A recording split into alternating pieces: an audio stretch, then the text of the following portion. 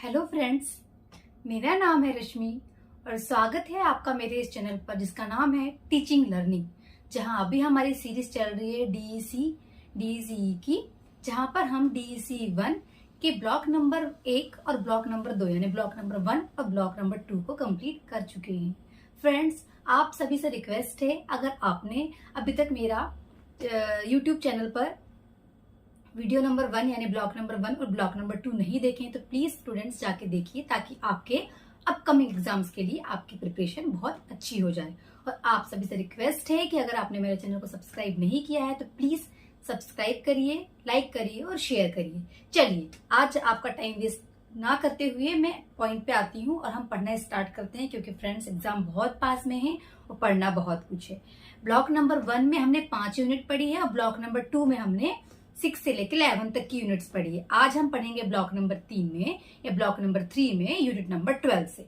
तो block number 3 का जो नाम है वो है बाल विकास 13 महीने से लेकर 36 महीने तक, है ना, यानी कि child development during the 13th month to 36 month. ठीक है, यानी कि लगभग 2 से 3 साल के बच्चे के बारे में हम यहाँ पढ़ने वाले हैं। तो यूनिट नंबर 12 का नाम क्या है? शारीरिक और क्रियात्मक विकास, बढ़ती हुई गतिशीलता और नियंत्रण, जिसको हम इंग्लिश में बोलेंगे physical and motor development, increases in mobility and control. बच्चों में यहाँ पे मोबिलिटी कंट्रोल बढ़ जाता है। और फिजिकल और मोटर डेवलपमेंट क्या क्या होते हैं, बस बहुत ही छोटी सी यूनिट है, फटाफट हम कंप्लीट करते हैं। जुड़े रहिए अंत तक ताकि आपके सारे कॉन्सेप्ट जल्दी से क्लियर हो जाएं। Get ready. ओके, जो फर्स्ट पॉइंट हम पढ़ेंगे फिजिकल ग्रोथ।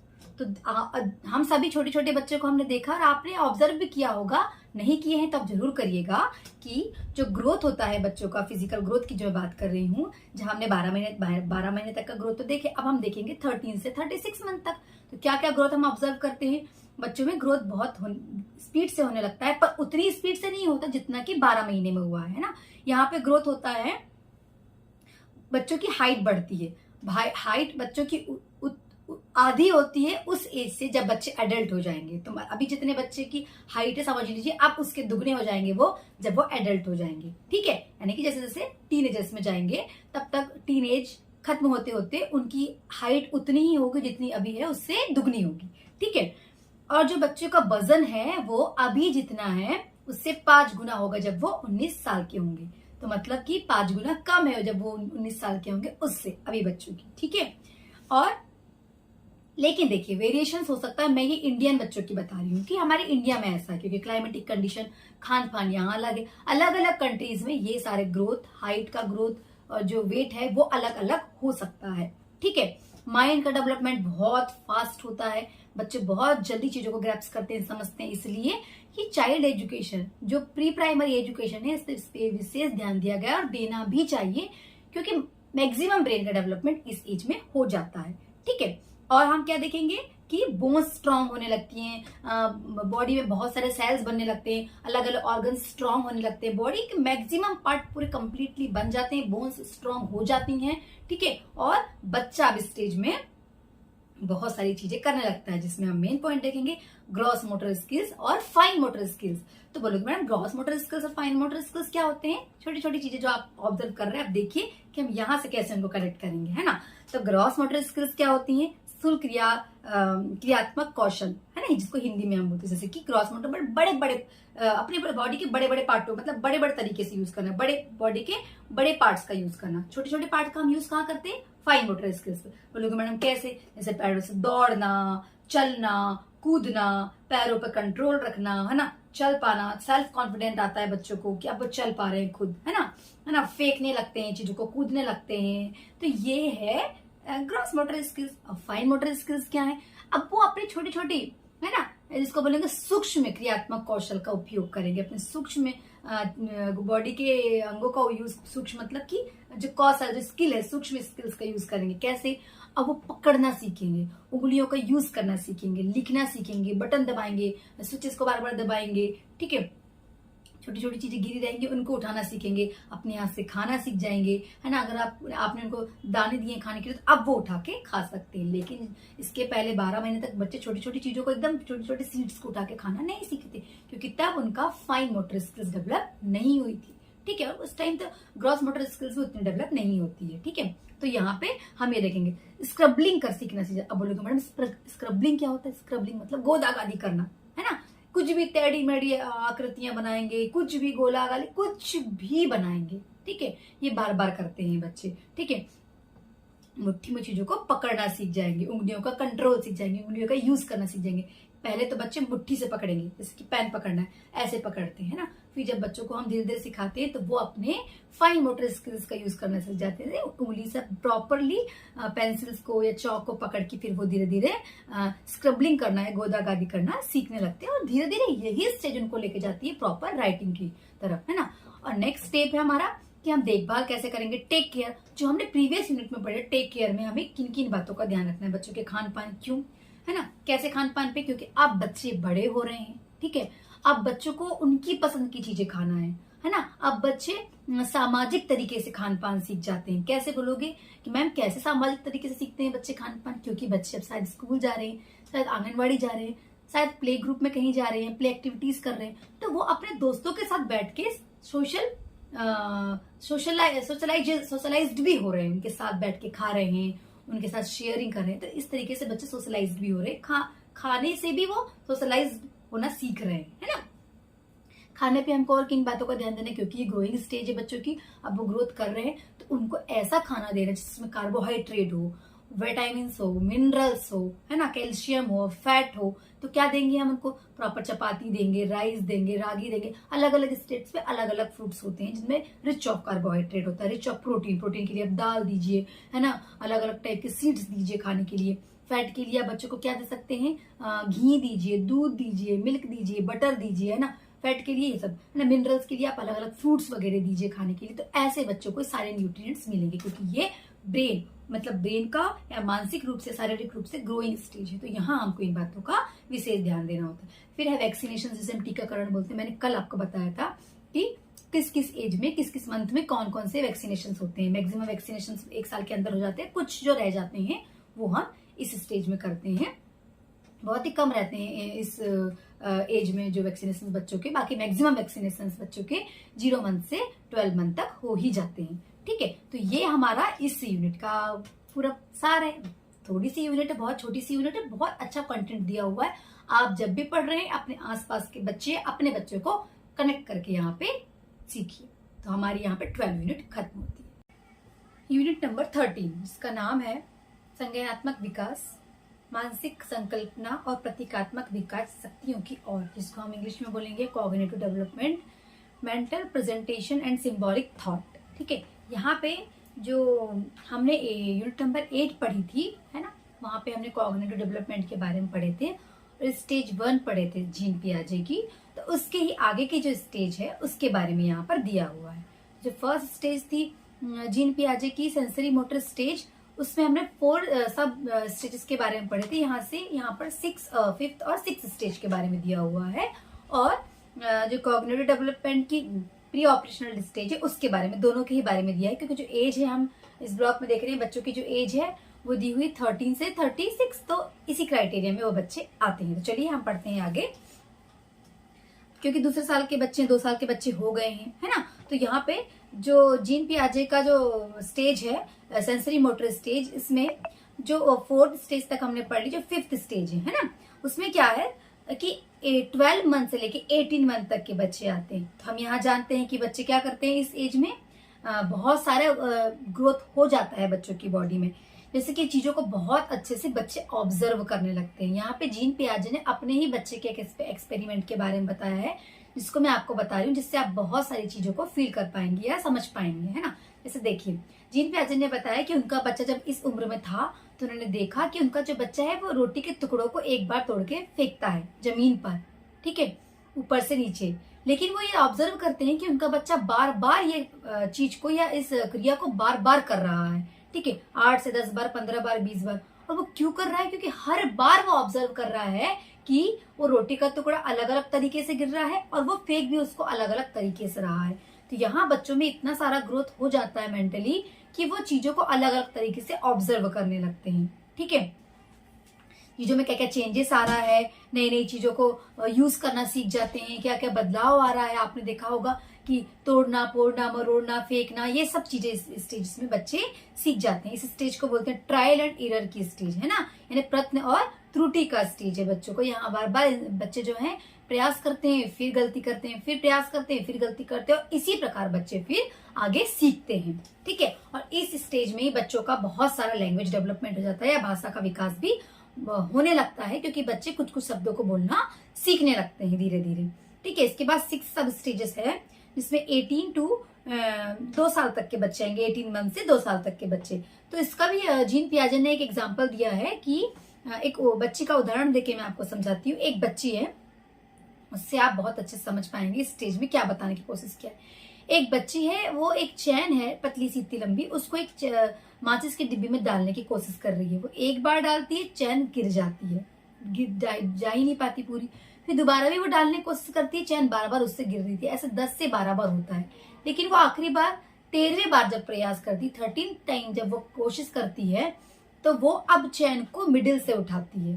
तो दोनों तरफ जो है एजेस हैं वो बराबर है, और अब वो चैन को माचिस की डिब्बी में डालती है, और वो देखती है कि अब उसने इस चैन को पूर्ण तरीके से माचिस की डिब्बी के अंदर डाल ली है। मतलब यहाँ बच्चे गलतियां करके फिर सीखते हैं, बार बार प्रयास करके हर बार कुछ न कुछ नया सीखते हैं।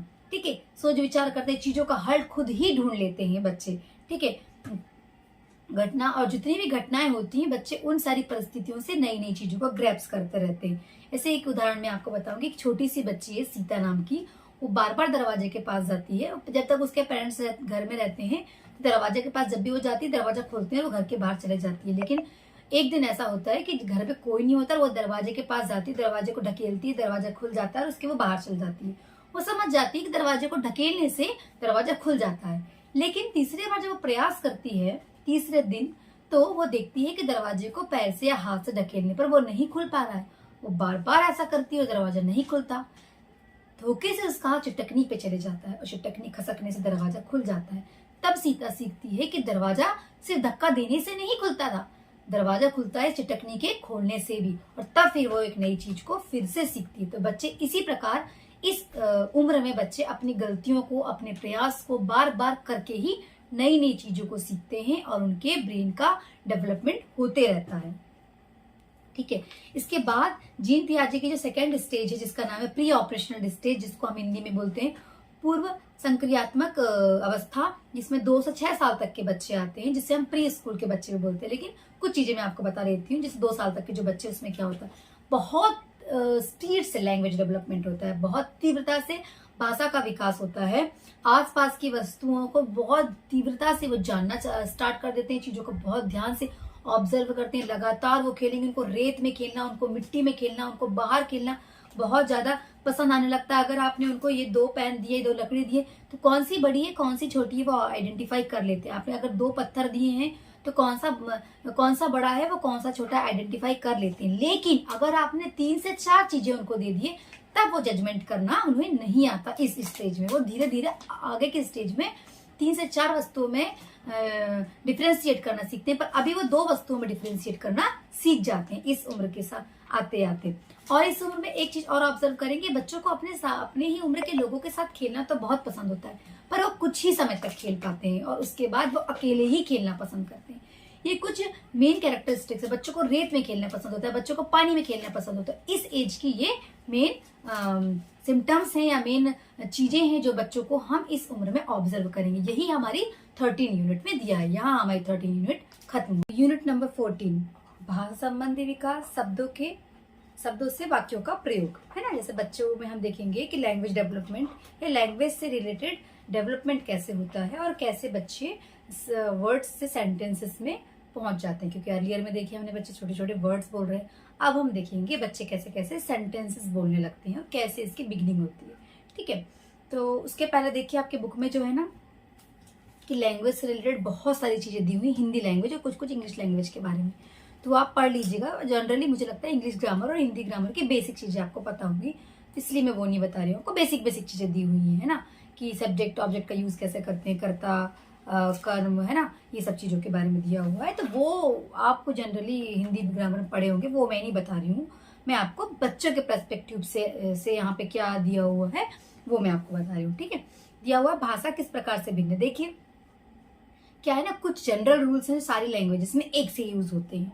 तो आप बोलोगे मैडम सारे रूल्स जब एक से यूज होते हैं लैंग्वेज में तो सारी लैंग्वेज एक से क्यों नहीं होती? देखिए, एक से इसीलिए नहीं होती क्योंकि सारे ही रूल्स एक से नहीं होते, है ना। सारे ही रूल्स और सारे वर्ड्स एक से नहीं होते। कुछ जगह हम लोग क्या करते हैं, ऑब्जेक्ट सब्जेक्ट का यूज अलग अलग करते हैं, है ना।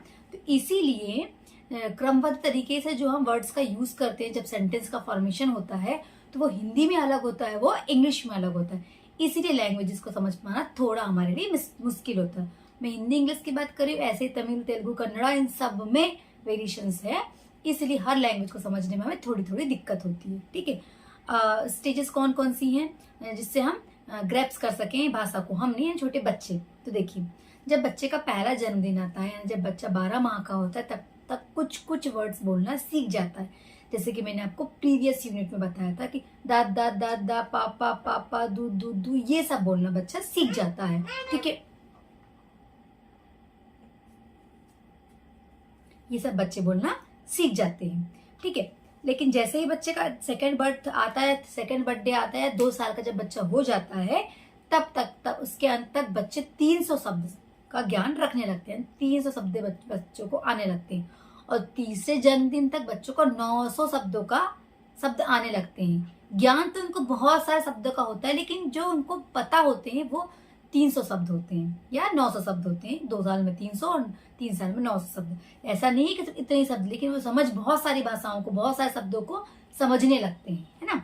तो ऐसे बच्चों में, और जनरली 2 शब्दों वाले जो सेंटेंसेस होते हैं वो जनरली बच्चे यूज करने लगते हैं। जैसे खाना खाया, पानी पीना, जाना आना, ये सारे शब्दों का प्रयोग बच्चे करने लगते हैं, जिनको हम तार भाषा बोलते हैं, है ना। तो इस तरीके से बच्चे अलग अलग उम्र में अलग अलग शब्दों का ग्रैप्स कर लेते हैं और चीजों को समझना शुरू कर देते हैं। ठीक है, उसके बाद जो नेक्स्ट है आपका टॉपिक वो है हिंदी भाषा के निषेधात्मक अभिव्यक्ति और प्रश्नों का इस्तेमाल। देखिए कि बच्चे अब कैसे नेगेटिव सेंटेंसेस और क्वेश्चन वाले सेंटेंसेस बोलने लगते हैं, है ना। कैसे? घर से ही सीखते हैं। जैसे कि ना, नहीं, मत, ये कुछ ही वर्ड सीखते हैं, नेगेटिव वर्ड से कुछ कुछ सीखते हैं। मामा ने कहा खाना खाना है, नहीं, पानी पीना है, नो, मत, ये सब बोलते हैं, है ना बच्चे, है ना, टूटा फूटे तरीके से बोलते हैं। ठीक है, तो इसी प्रकार से बच्चे 9 महीने तक ये सब बोलना सीखते हैं। फिर जैसे जैसे बड़े होते हैं बच्चे, 3 साल तक होते हैं, तो तब बोलते हैं मुझे दूध नहीं पीना है, मैंने खाना नहीं खाया, मुझे जाना नहीं है। तब ये न शब्द का या नहीं शब्द का प्रयोग करना वो पूर्ण तरीके से सीख जाते हैं। ठीक है, और कब कब जो बच्चे हैं प्रश्नों का उपयोग कब कब करते हैं? जानकारियों को इकट्ठा करने के लिए, किसी चीज को जानने के लिए। जैसे मम्मा ये गाड़ी कहाँ जा रही है, ये पेड़ क्यों खड़ा है, बारिश क्यों हो रही है। तो ये यहाँ से बच्चे शब्दों को का प्रयोग करने, प्रश्नों का प्रयोग करना सीख जाते हैं। हाँ और ना में उत्तर देना, हाँ और ना बोलना कैसे सीखेंगे? कुछ प्रश्न ऐसे होते हैं जहाँ पर हम सिर्फ हाँ और ना में उत्तर देते हैं। जैसे क्या आपने खाना खाया, हाँ या ना में उत्तर देंगे। क्या ये गाड़ी आगरा जाएगी, हाँ या ना। तो ऐसे ही बच्चे सीखने लगते हैं हाँ या ना में उत्तर देना, या इस प्रकार के प्रश्न करना बच्चे सीख जाते हैं। बच्चों में भाषा का जो विकास होता है उसमें जो एडल्ट्स हैं उनका क्या योगदान है? देखिए, एडल्ट्स का इसलिए योगदान है क्योंकि शुरू में आपने ऑब्जर्व किया हम बच्चों से ना सरल भाषा में बात करते, जैसे कि मेला मुन्ना खाना खाएगा, हम घूमी घूमी जाएंगे। तो हम सरल सरल शब्दों का, घूमने को हम घूमी बोल देते हैं, है ना। दूध पीने को हम दुद्धू बोल देते हैं, है ना। इस टाइप से नए नए शब्दों का प्रयोग करते हैं। घूमी घूमी को घूमना, घूमी घूमी बोल देते हैं घूमने जाने को। नहाने को हम नाई नाई करना। तो बच्चे ऐसे सरल शब्दों का प्रयोग करके धीरे धीरे फिर इन्हीं का कठिन शब्दों में प्रयोग करने लगते हैं, कठिन शब्द बच्चों को आने लगते हैं। इसी प्रकार वयस्क जो हैं वो बहुत बड़ा रोल प्ले करते हैं। और सबसे इम्पोर्टेंट बात है, जब वयस्क बच्चों से बात करें तो शब्द बहुत क्लियर और बहुत आराम से बोले ताकि बच्चे उनसे सीख सकें। ठीक है, नेक्स्ट है बच्चे भाषा का प्रयोग कैसे करते हैं ना। How children use the language and functions of the language. कैसे यूज करेंगे बच्चे? बच्चे अपनी और ध्यान आकर्षित करने के लिए शब्दों का प्रयोग करते हैं। जैसे कि इशारा करेंगे, बोलेंगे बैग बैग बैग, यानी बैग उनको चाहिए या बैग की तरफ वो इशारा कर रहे हैं, आपको कुछ सूचना दे रहे हैं। ठीक है, अपना व्यवहार प्रकट करने के लिए, आपके साथ रिलेशन बॉन्डिंग बनाने के लिए वो यूज करते हैं। सिंबॉलिक तरीके से यूज करेंगे, इशारा करेंगे।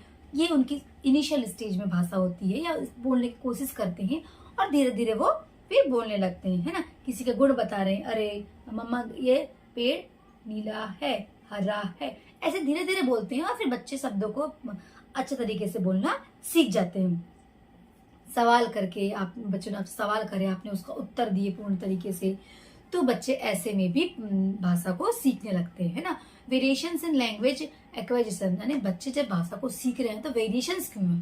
आप बोलोगे मैम तो आप तो बोल रहे हो बच्चे सीख जाते हैं 3 साल तक, पर मेरे मोहल्ले में एक बच्चा है वो बोलना नहीं सीखता, नहीं सीखा है उसने। हाँ डेफिनेटली वेरिएशंस बहुत सारे फैक्टर्स पर डिपेंड करते हैं हर बच्चे की। ये तो रूल्स है, ये तो यूनिवर्सल है कि हाँ इसमें बच्चे सीख जाते हैं, लेकिन सभी इस रूल्स को फॉलो करें ये जरूरी नहीं। सब में अलग अलग चीजें हो सकती हैं, सीखने के तरीके अलग अलग हो सकते हैं, शब्दों का ज्ञान अलग अलग हो सकता है। सब सीखते सेम है, लेकिन वो जो अपना प्रभाव सामने दिखाने में कोई बच्चे बहुत इफेक्टिव तरीके से दिखाते हैं, कोई बच्चे बहुत स्लो तरीके से दिखाते हैं, पर सीख सारे बच्चे लेते हैं। जैसे कि एक उदाहरण मैं आपको देती हूँ, एक बच्चा है उसको संतरा खाना होता है, तो अपनी मौसी को उठा के ले जाता है कि मौसी मुझे ही संतरा खाना है।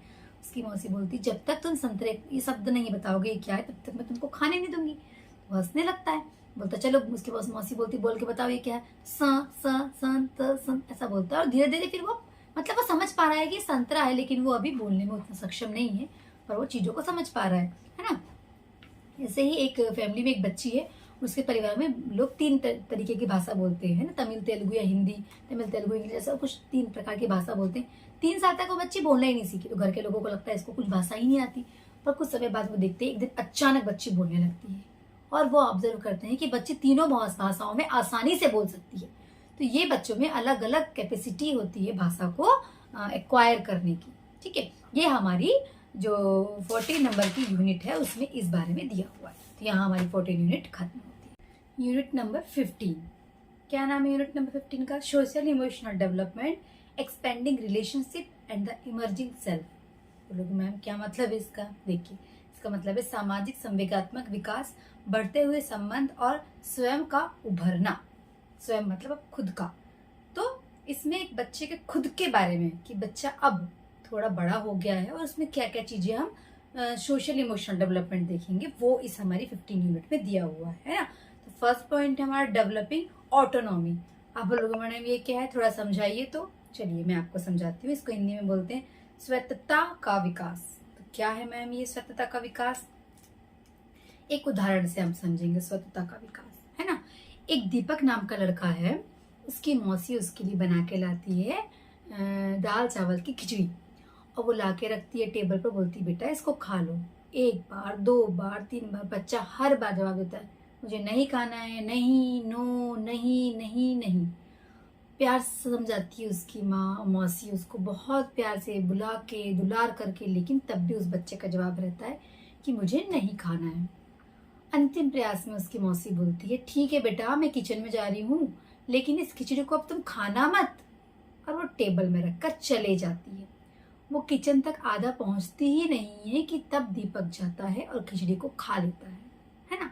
तो इससे हमें समझेंगे कि बच्चे को अपनी ही मनमानी करना है ना। ऑटोनॉमी मतलब खुद को ही सब अपनी मनमानी ही करना है, हर चीज के लिए ना बोलना है, उसको जो सही लगेगा वो खुद ही करेगा।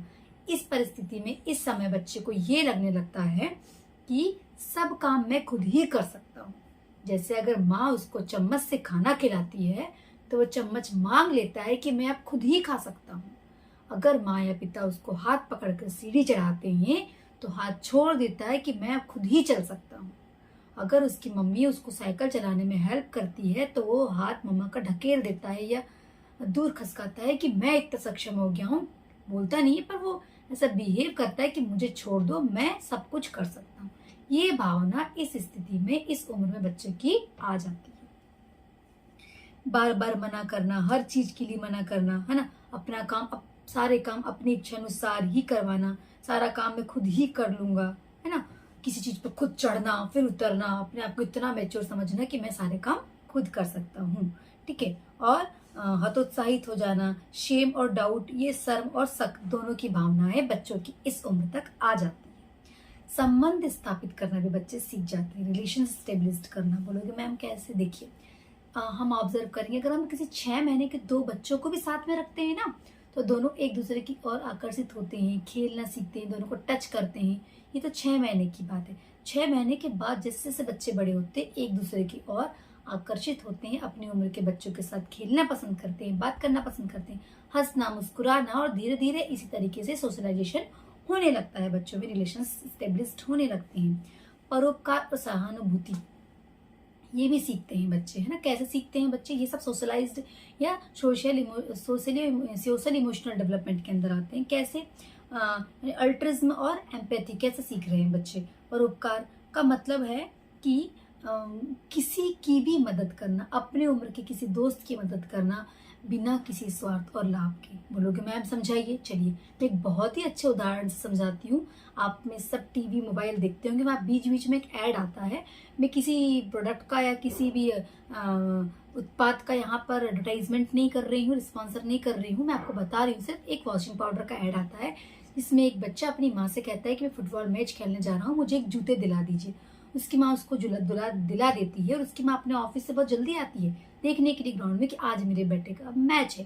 जब वो देखती है तो उसका बेटा तो मैच खेलता हुआ नहीं होता, वो एक कोने में बैठा हुआ रहता है और अपने जूते अपने दोस्त को दिया होता है। यहाँ से हम देखते हैं कि बच्चों में परोपकार, सहानुभूति की भावना डिस्टेब्लिश्ड हो जाती है। इस उम्र में 2 से 3 साल की उम्र में बच्चों के अंदर ये भावना स्टेब्लिश्ड हो जाती बिना किसी स्वार्थ के। दूसरा, सहानुभूति कैसे, एम्पैथी कैसे, कि सामने वाला रो रहा है, किसी प्रकार से दुखी है, तो वो उस पूरे दुख को खुद अनुभव करके खुद भी दुखी हो जाता है। ठीक है, कैसे, उसका दोस्त गिर गया, उसका कुछ सामान गुम गया है, उसका दोस्त रो रहा है, दुखी हो रहा है, तो वो खुद उस चीज को फील करके खुद भी इस दुख को अनुभव करता है। या सेम परिस्थिति खुशियों की भी हो सकती है, तो वो इन सब चीजों को खुद फील करके ये सारी परिस्थिति को फील करता है। तो यहाँ से परोपकार और सहानुभूति वो सीख रहा है। भय, क्रोध, आक्रोश यानी डर, है ना, इसको बोलेंगे फेयर, एग्रेशन, तो ये सारी भावनाएं भी इस उम्र में बच्चों के अंदर आ जाती है।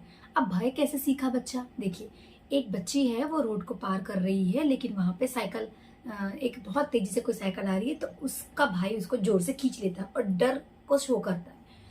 तो वो लड़की सीखती है कि अच्छा इस परिस्थिति में इसको डर लगना कहते हैं, और वो यहाँ से डर सीख जाती है। बहुत तेज बिजली कड़कती है और अपने बड़े लोगों को डरते हुए देखती है, तो वहां से वो डरना सीखती है कि बिजली कड़कने पर डरते हैं, पटाखे के फोड़ने पर डरते हैं, अंधेरे पर डरते हैं, तो यहाँ से वो डरना सीख जाती है ना। क्रोध करना कब सीखते हैं, ऐसे ही बच्चे अपने घर के बड़े लोगों को जब देखते हैं, जब बच्चों के मन की इच्छाएं पूरी नहीं होती, तो यहाँ पर वो क्रोध करना सीख जाते हैं। और क्रोध में कभी कभी कुछ बच्चों का इतना ही लेवल बढ़ जाता है कि वो आक्रामक हो जाते हैं, मारने पीटने लगते हैं, जो उनके लिए अच्छा नहीं होता। लेकिन परामर्श से बच्चे इनको अच्छी तरीके से बैलेंस भी कर सकते हैं। और ऐसा ना हो इसके लिए जो पालनकर्ता होते हैं, पेरेंट्स होते हैं, जो भी केयर गिवर्स होते हैं, वो अलग से बच्चों की केयर कर सकते हैं, उनको गाइड कर सकते हैं, ताकि बच्चे ऐसा बिहेव ना करें, है ना। सामाजिकरण, सामाजिक व्यवहार के मानक सीखते हैं बच्चे। कैसे सीखते हैं, सब रूल्स रेगुलेशंस, बच्चे जिस भी समाज में रहते हैं, जो भी रूल्स रेगुलेशंस को घर में देखते हैं, वही सीखते हैं बच्चे। अगर हम घर में लगातार देख रहे हैं कि कोई एक बच्चा है, अपने पिता को देखता है कि वो उनके पिता को, यानी किसी बच्चे के दादाजी को, उसके पिताजी रोज सुबह उठ के पैर छूते हैं, प्रणाम करते हैं, भगवान की पूजा करते हैं, तो बच्चा वही कस्टम्स एंड रूल्स सीखने लगता है, क्योंकि वो रोज वही चीज देख रहा है ना। कोई बच्चा अपने घर में अपने माता पिता को नमाज पढ़ते देखता है, चर्च जाते देखता है, गुरुद्वारा जाते देखता है, तो वही चीज सीखता है ना। कोई बच्ची अपनी माँ को सुबह सुबह झाड़ू लगाना देखती है, बर्तन धोना देखती है, खाना पकाना, तो वही सीखने लगती है ना। और ये तो मैं जनरल बातें बता रही हूँ, कस्टम्स जो नियम कानून जो समाज में हमारे चल रहे हैं, तो वो भी बच्चे धीरे धीरे सीखने लगते हैं। जैसे लगातार बोला जाता है कि लड़कियां ये नहीं करेंगी, लड़के वो नहीं करेंगे, तो लड़के वो सब भी सीखते हैं। लड़कियों को ऐसे नहीं बैठना चाहिए, वहां नहीं जाना चाहिए, लड़कियां ये सब सीखने लगती हैं। सीखना क्या, वो देख देख कर ये सब चीजें उनके लिए हैबिचुअल हो जाती हैं। लड़के भी सेम ऐसी परिस्थितियां लड़कों के साथ भी होती है, और वो ये सारे सामाजिकरण की चीजें समाज में रह कर सीखने लगते हैं, सोशलाइज हो जाते हैं, कुछ मानक सीख जाते हैं। ऑब्जर्वेशन, अवलोकन, कैसे कि बच्चे कहाँ से ऑब्जर्व कर रहे हैं, अपने बड़ों से, वयस्क लोगों से। तो वयस्क लोगों को या बड़ों को ये है कि इन बातों का विशेष ध्यान दें कि हम बच्चों के सामने कैसी चीजों को रिप्रेजेंट करें, क्योंकि बच्चे हमसे ही सब कुछ सीख रहे हैं।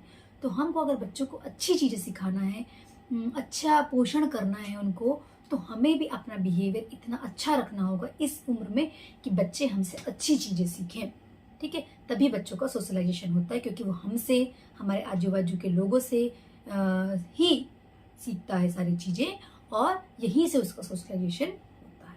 यहाँ हमारी यूनिट नंबर 15 खत्म होती है। आखिरी हमारी यूनिट बचती है 16, जो हम अभी करेंगे और आपके फिर यहाँ ये यूनिट खत्म हो जाएगी। Unit number 16, play activities to fostering the development, विकास को बढ़ावा देने वाले खेल और क्रियाकलाप। ठीक है, इस यूनिट में हम इन सब चीजों के बारे में पढ़ेंगे कि 13 to 36 मंथ के जो बच्चे हैं उनके लिए हम क्या क्या खेल और क्रियाकलाप प्लान कर सकते हैं। क्या क्या प्ले एक्टिविटीज हम लोग प्लान करेंगे इसमें, इस बात का हमको ध्यान रखना है कि बच्चों का cognitive development, social development, emotional development, ठीक है, और लैंग्वेज डेवलपमेंट हो। हम ऐसे प्ले एक्टिविटी का प्लान करें ताकि बच्चों का डेवलपमेंट हो। क्योंकि इस बात को आप गांठ मान लीजिए कि हम बच्चों को अगर स्ट्रिक्ट रूल्स से पढ़ा दे, कोई नियम कानून के साथ पढ़ाएं, तो बच्चे नहीं पढ़ पाएंगे क्योंकि उनको इंटरेस्ट ही नहीं होगा। लेकिन अगर आप खेल खेल कर पढ़ाते, प्ले वे मेथड से बच्चों को पढ़ाते हैं, तो they will grasp more and more the things. ठीक है, वो बहुत ज्यादा चीजों को ग्रैप्स करेंगे खेल खेल कर। तो प्ले वे मेथड से हम पढ़ा सकते हैं। तो पढ़ाने का नाम लेंगे तो बच्चे तो पढ़ना नहीं है बोलेंगे, तो खेलेंगे, ताकि बच्चे खेल खेल में ही चीजों को सीख जाएंगे। तो हमें ध्यान रखना है कि ऐसे खेल हो जिनमें संज्ञानात्मक विकास हो बच्चों का, सामाजिक विकास हो, भाषाई विकास हो और भावनात्मक विकास हो। ऐसे खेल खेलें। खेल खेलने के टाइम हमें इस बात का भी ध्यान रखना चाहिए कि प्रेशराइज करके बच्चों को नहीं खिलाना है कि हार जीत हो रही है, आपको प्रेशराइज खिलाना नहीं। बच्चे तनाव मुक्त हों, बच्चों को कोई टेंशन ना हो, है ना। नजरिया उनका खेलने का हो कि हाँ मुझे खेलना है, आज बिल्कुल खुश होके बच्चे खेलें, है ना। दक्षता के लिए नहीं खेलना कि अरे इनको स्पेशलाइज्ड बनाना है, क्रिकेटर ही बनाना है, नहीं। सिर्फ मनोरंजन के लिए हम बच्चों को खिलाएंगे, है ना। क्योंकि अभी क्या है, बच्चे चलने से दौड़ना, भागना, कूदना, ये सब चीजें सीख चुके हैं। पकड़ना, छोड़ना, फेंकना, सब चीज सीख चुके हैं। तो हम अभी इन बातों का ध्यान देंगे कि इनसे रिलेटेड हम खेल उन लोगों के लिए प्लान करें या हम प्ले एक्टिविटी प्लान करें। और क्या ध्यान रखेंगे हम प्ले एक्टिविटी में कि जो प्ले है वो इजी टू डिफिकल्ट हो, यानी कि बहुत सरल से कठिन की हो जाए। पहले हम इजी जो गेम्स है, एक्टिविटीज है, उनके लिए प्लान करेंगे, प्ले एक्टिविटीज प्लान करेंगे। देन उसके बाद उनकी डिफिकल्टी लेवल बढ़ाएंगे ताकि बच्चे इसी वे में, क्योंकि यही एक मेथड है बच्चों को सिखाने का। ठीक है, अभी बच्चे कूदना सीख रहे हैं, गेंद को पकड़ना, तो ऐसे खेल कि बच्चे बॉल को पकड़ें, बॉल को किक करें। ऐसे बच्चों को रेत में खेलना, रेत वाले खेल हम प्लान कर सकते हैं। छोटे छोटे टब में, छोटे छोटे एरिया में पानी भर के पानी वाले खेल। ऐसे हम छोटे छोटे तरीके के खेल कुछ बच्चों के लिए हम इस टाइप से प्लान कर सकते हैं, है ना। तो अब हम 13 to 36 जो एज के जो बच्चे हैं, इनके लिए जब हम खेल प्लान करेंगे तो और हमें किस बात का ध्यान रखना है वो भी देखिए, है ना। साफ सफाई हो, इफेक्टिव, अट्रैक्टिव हो इन्वायरमेंट जहाँ बच्चे खेल रहे हैं, ताकि बच्चों का मन लगेगा खेलने में। ठीक है, और वो बच्चे प्रेरित हों खेलने के लिए। कुछ बच्चे ने तो अगर इन्वायरमेंट इतना इफेक्टिव नहीं होगा, बोरिंग सा होगा, तो बच्चे एक कोने में जाके बैठ जाएंगे। लेकिन कलरफुल होगी जगह, है ना, चीजें कलरफुल होंगी तो बच्चे खेलेंगे। ठीक है, सेफ्टी का ध्यान रखना है हमको। कोई वहां पे पॉइजनस चीजें ना हो, कोई हम ऐसा प्रोडक्ट यूज ना करें जो टॉक्सिक हो बच्चों के लिए, है ना, कोई हानिकारक चीजें ना हो, है ना। टूल्स अलग अलग यूज करेंगे हम। ठीक है, कुछ हम होममेड भी यूज कर सकते हैं और अगर कुछ हम बाहर से ले सकते हैं तो वो भी हम यूज करेंगे। अलग अलग शेप्स की चीजें यूज करेंगे, है ना।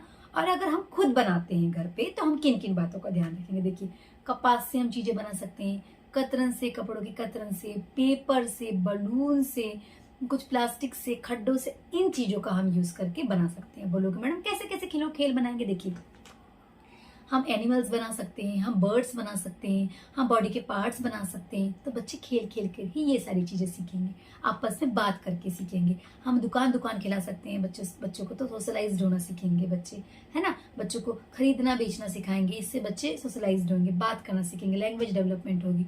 और क्या सिखा सकते हैं हम, शेप्स सिखा सकते हैं, बड़ा छोटा छोटा ऐसा शेप्स लेके आए, एक के अंदर एक डालना। तो यहाँ बच्चे शेप्स सीखेंगे, अलग अलग शेप, कौन सी चीज बड़ी है, कौन सी चीज छोटी है, बड़ा छोटा। हम वजन वाली चीजें ला सकते हैं, कौन सा वजन है, कौन सा किसका वजन कम है।